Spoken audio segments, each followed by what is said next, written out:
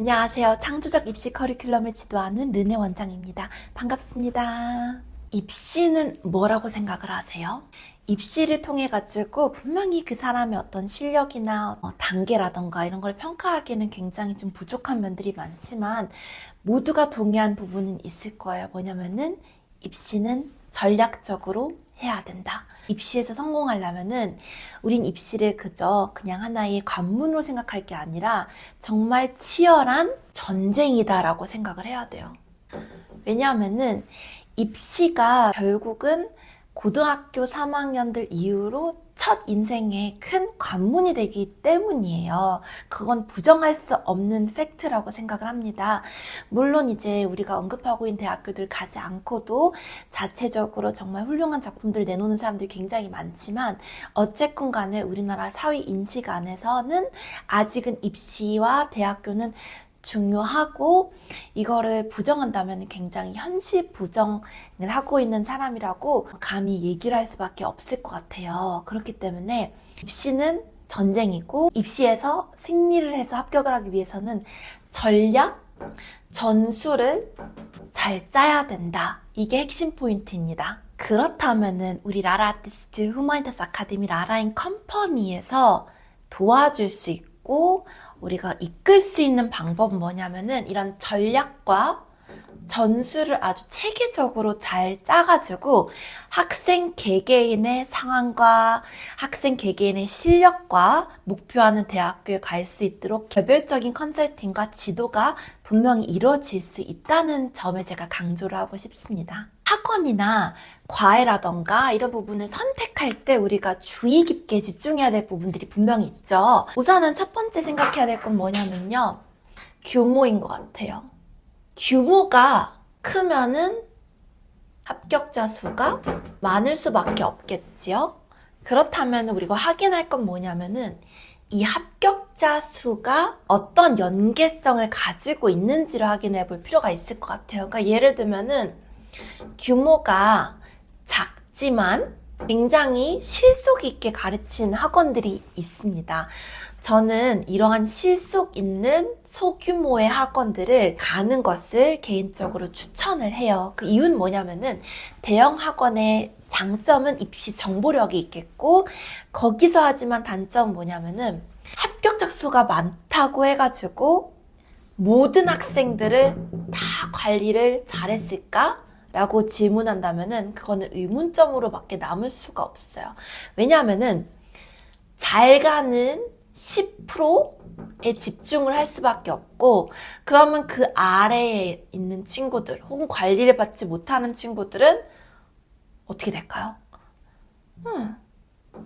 탈락을 하고 떨어질 수도 있죠. 하지만 우리는 이 10%에만 집중을 하고 있다는 거예요. 그래서 분명히 우리 학생들이 꼭 반드시 확인해야 될 부분은 합격자 수 대비 학원의 규모를 꼭 확인해 보세요. 그러니까 예를 들면은 학원이 생각보다 작아. 가보니까 규모도 크지가 않아요. 그리고 한 반에 관리된 인원도 많지가 않은데 그런데 우리 학원처럼 합격자 수가 굉장히 많아요. 그럼 무슨 얘기일까요? 우리 학원은 최선을 다해가지고 위에 10%뿐만 아니라 전체 학생들까지 최선을 다해가지고 지금까지 보내왔었다는 거를 아주 강조를 하고 제가 프라이드를 갖고 있는 부분이라고 생각을 하시면 되겠습니다. 두 번째 확인해야 될 건 뭐냐면은 누가 무엇을 어떻게 가르치는지예요. 그러니까 예를 들면은 대표 원장님의 직강이 있는지 혹은 강사진 체제로만 이루어지고 있는지를 한번 확인해 보시고요. 그러니까 예를 들면 목표하는 대학교라던가 이 목표한 대학교에 맞춤식으로 커리큘럼이 형성이 되는지 한번 확인할 필요가 있고 다음 이제 마지막 관문은 어떻게 가르치는지를 확인해 봐야 되는데 요거는 사실은 학생들이 이제 느끼는 평가나 아니면은 그 방법적인 건 굉장히 좀 다양하게 평가가 될 수 있을 것 같아요. 그러니까 강사진들마다 굉장한 장점 있잖아요. 원장님의 장점도 있고. 그래서 그 수업을 누가 어떤 식으로 무엇을 가르치는지 이런 부분들 분명히 한번 확인을 해보셨으면 좋겠어요. 수업을 어떻게 가르치는지에 대한 문제도 있지만 수업을 선택할 수 있는 폭들도 좀 우리는 주고 있는데 저희 같은 경우에는 이제 줌 수업이 있고요. 대면하는 그룹 수업 그리고 과외식 1대1 관리 수업이 있다고 보시면 돼요. 이게 모두 다 장단점이 있는데 예를 들면은 사실은 뭐가 정답이다라고 할 수는 없고 각 학생마다의 처한 상황과 준비해야 되는 기간에 따라서 선택을 해야 될 부분들이 분명히 있다고 제가 얘기를 하고 싶고요. 코로나 시대를 겪으면서 우리는 사실은 줌에 많이 익숙해졌어요. 그래서 이런 줌 수업은 누구에게 추천하냐면은 지방에 거주하고 있는 사람들 중에 서울에 올 수 없는 사람들, 지방 거주, 혹은 외국에 거주하는 사람들 있죠, 해외. 혹은 기숙사 생활하는 고3들도 있죠. 보면은 특목고라던가 국제고라던가 이런 자사고라던가 기숙사 생활을 해가지고 평일에 시간을 내기가 어려운 친구들이 있을 거예요.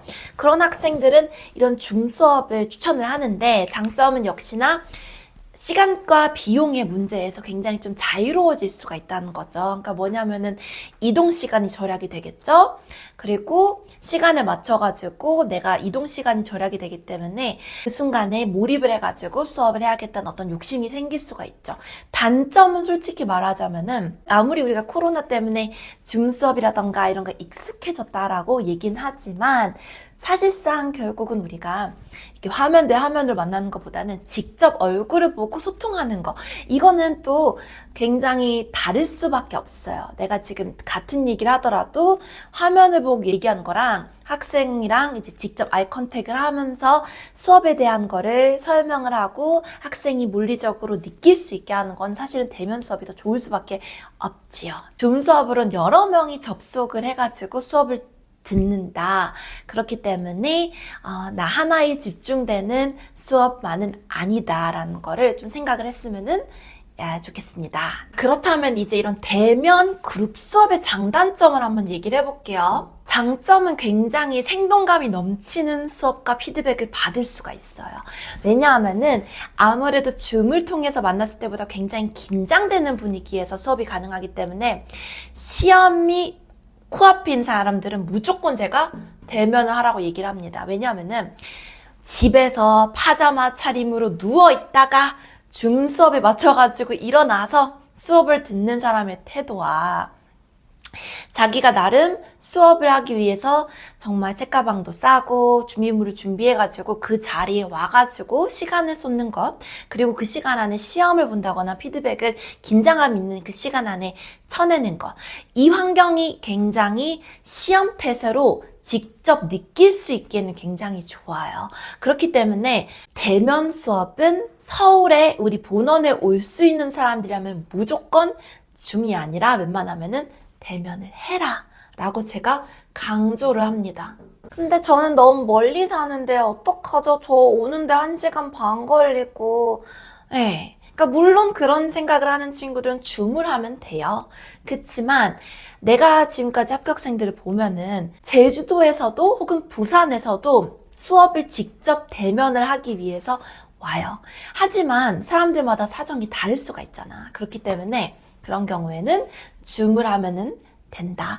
특히나 줌 같은 경우에는 멀리 살고 예비반 친구들 있죠. 예비반이라면은 고3 되기 이전에 학생들 우리가 다 예비반이라고 하는데 고2부터 아래로 내려가는 친구들은 일부 미술을 제외하고는 줌을 어느 정도 해도 나쁘진 않다라고 얘기를 할 수 있습니다. 추가로 대면 그룹의 장점은 비교군이 생겨. 나 혼자서 수업을 받으면 객관성이 떨어질 수가 있겠죠? 그쵸? 그러니까 나라는 사람의 현재 실력이 다른 친구와 비교했을 때 어느 정도 우위에 있는지, 모자른지가 굉장히 선생님한테 의존을 해야 되는 상황이기 때문에 비교군이 없어요. 하지만 대면 수업에서의 그룹 수업 같은 경우에는 라이벌, 선의의 경쟁자들이 있기 때문에 항상 긴장을 하게 되고 내가 못한 부분도 이 친구가 잘하면 그걸 보고 내가 배울 수가 있는 거고, 또 내가 못한 이유에 대해서 객관적으로 납득이 될 것이고, 반대로 내가 또 잘한 날에는 다 또 뭔가 작업을 잘하고 또 평가가 좋은 날에는 다른 친구가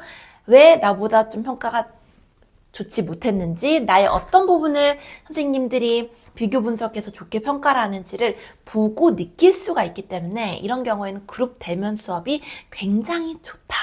그리고 과외에 비해서는 어쨌건 간에 가격이 더 저렴하잖아요. 그렇기 때문에 그런 부분에서는 또 경제적이다라고 추천을 할 수가 있겠습니다. 따라서 수업을 이런 식으로 선택 기준을 잡고 한번 문의를 주시면 매우 좋을 것 같고요. 구독, 좋아요, 그리고 알림 설정 하시고, 보면은 전화번호 있죠? 여기 문의 주시면은 친절한 상담 이루어질 수 있습니다. 또한 여름이랑 겨울에 이제 이루어질 라라 필름 스쿨을 통해 가지고 영화과, 방송, 미디어, 콘텐츠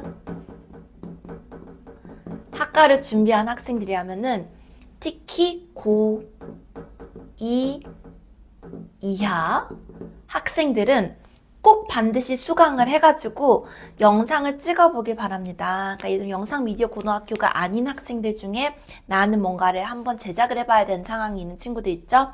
저희 라라 필름 스쿨을 통해 가지고 영화를 프리 프로덕션, 프로덕션, 포스트 프로덕션 단계까지 모든 전 과정을 한번 해보는 단계를 꼭 반드시 하셨으면 좋겠고, 이걸 하는 이유는 그냥 제작 경험을 위한 게 아니에요.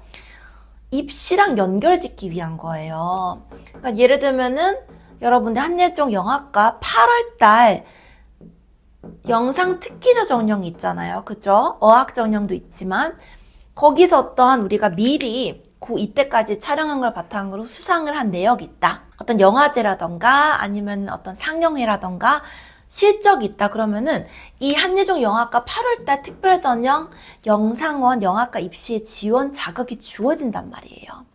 그러니까 이런 작품이 없으면은 어떻게 될까요? 지원할 수 있는 어떤 기회가 박탈이 되는 거죠. 그렇기 때문에 반드시 이런 필름스쿨 우리 커리큘럼 통해 가지고 여름이랑 겨울에 작품을 같이 만들어 보기를 매우 추천을 드립니다. 그리고 이제 우리 같은 경우에는 한 명이 여러 개의 대학교에 합격한 사례가 굉장히 많잖아요. 합격자 명단을 보시면은 그게 가능한 이유가 뭐냐면은 우선 학교별로 보는 시험들을 우리가 체크를 하고요. 유형도 체크를 하고요. 그리고 이걸 묶을 수 있는 상위의 연습들을 해요. 상위 단계 연습을 한다. 그게 무슨 말이냐면은 어떤 학원이나 어떤 지도 방식은 A를 공부하면은 하나의 유형만 파. 그래가지고 결국은 하나의 대학교만 시험을 볼 수가 있어요. 근데 우리 같은 경우에는 발상을 다르게 하고 연습을 다르게 해요. 그래서 어떻게 되냐면은 A라는 학교를 가고 싶고 B라는 학교를 가고 싶고 C라는 학교를 가고 싶어. 그러면은 학교별 유형들 다 확인해가지고 이 시험이 어떠한 통찰을 통해가지고 어떤 연습을 통해가지고 붙을 수 있는지 우리가 다 진단을 해요. 그래서 공부를 통합적으로 합니다. 오히려 유형에 따른 대비가 아니라 어떠한 유형이 나와도 풀 수 있게끔 지도를 해요. 그러기 위해서는 뭐가 필요하다? 12단계 창조적 사유법 수업 반드시 들어야 되고요. 어떤 전공이든지 영화과든 방송이든 미술을 하시든 어떤 단계든지 수업 커리큘럼 챙겨야 되고요. 사고의 폭의 확장을 하고 생각의 도구의 확장을 통해 가지고 각 다양한 유형을 섭렵을 하고, 그리고 기출문제를 풀고요. 그리고 응용 문제도 풀고요. 그리고 앞으로 나올 수도 있는 공통된 다른 학과라던가 우리가 다뤄봐야 될 예상 적중을 높이는 유형들을 같이 섭렵을 하셔야 됩니다. 아시겠죠? 네, 좀 이해가 되셨죠? 그렇게 우리가 입시를 전략과 전술을 통해 가지고 전쟁에서 승리를 하겠다는 마음으로 모든 거는 체계화돼서 관리가 돼야 된다. 이렇게 이해를 하시면 되겠습니다. 우리는 또 다음에 만나요. 안녕.